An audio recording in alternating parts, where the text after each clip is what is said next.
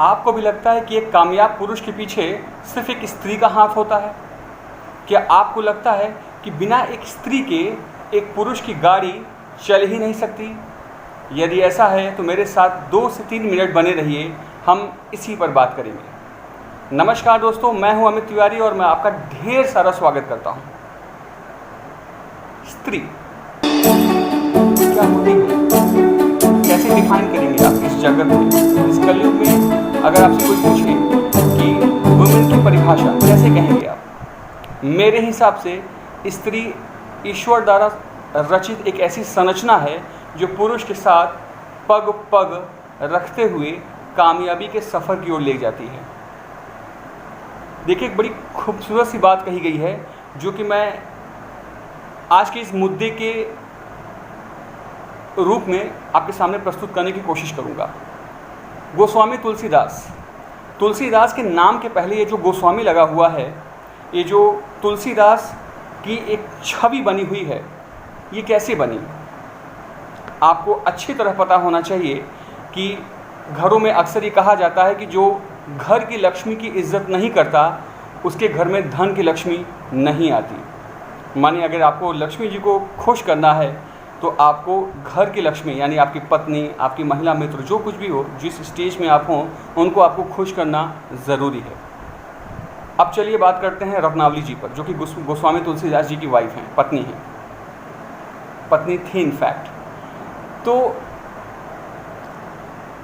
थोड़े पुराने काल पे चलते हैं, एक ऐसा काल जहाँ पर इन दोनों का विवाह होता है और तुलसीदास जी एक नॉर्मल तुलसीदास जी हैं इन हिज यंग एज।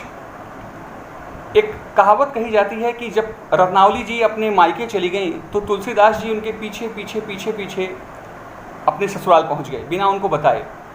बीच में एक नदी पड़ती है, तो नदी में एक शव बहा जा रहा था, डेड बॉडी। उस शव को वो नाव समझ बैठे, क्योंकि वो तो रत्नावली के प्रेम में खोए हुए हैं। तो उस शव के ऊपर बैठकर वो नदी को पार करके अपने ससुराल पहुँचे। उसके बाद वहाँ पे अटारी थी, जिसको which we used to call balcony. तो अटारी पर एक सांप लटका हुआ था। उस सांप को वो रस्सी समझकर उसके ऊपर चढ़ गए और रत्नावली को आवाज़ लगाई। रत्नावली बाहर निकली और निकलने के बाद उन्होंने पूछा कि स्वामी, आप यहाँ पर कैसे? उन्होंने अपनी सारी बात बता दी। रत्नावली को ये बात समझ में आ गई कि ये इंसान मेरे प्रेम के वशीभूत हो चुके हैं और इस प्रकार से इनका विकास नहीं हो सकता। उन्होंने कुछ बात कही थी जो मैं आपके सामने प्रस्तुत करने की कोशिश कर रहा हूँ। रत्नावली जी ने कहा कि अस्थि चर्म मम देह तामे ऐसी प्रीत। एक बार फिर से, अस्थि चर्म मम देह। अस्थि हम कहते हैं हड्डी को, चर्म मीन्स चमड़ा, मम मीन्स मेरा, देह मीन्स शरीर।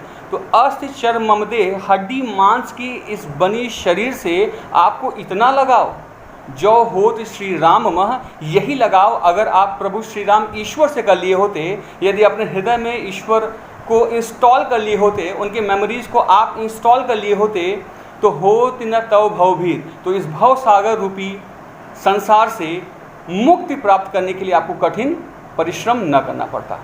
तुलसीदास जी को ये बात समझ में आ गई। उसके बाद उन्होंने रामचरितमानस की एक संरचना हमारी इस पृथ्वी पर उन्होंने रख दिया। वो अमर हो गए दोस्तों। ये जो व्याख्या मैंने आपके सामने रखा, ये व्याख्या सिर्फ ये बताने के लिए था कि आप भी अपने घर में घर की लक्ष्मी की इज्जत करिए यदि आपको सफल होना है तो। बाकी हर एक इंसान जो मुझे इस समय देख रहा है या आने वाले समय में मुझे देखेगा, उनकी अलग अलग विचारधारा हो सकती है। मैं आपकी विचारधारा का स्वागत करने के लिए बिल्कुल रेडी भी हूँ, तत्पर भी हूँ, और मैं जानना चाहूँगा कि आपकी क्या सोच है। आज के लिए इतना ही। मिलते हैं अगले एपिसोड में। तब तक के लिए अपना बहुत बहुत बहुत ख्याल रखिए। जय हिंद।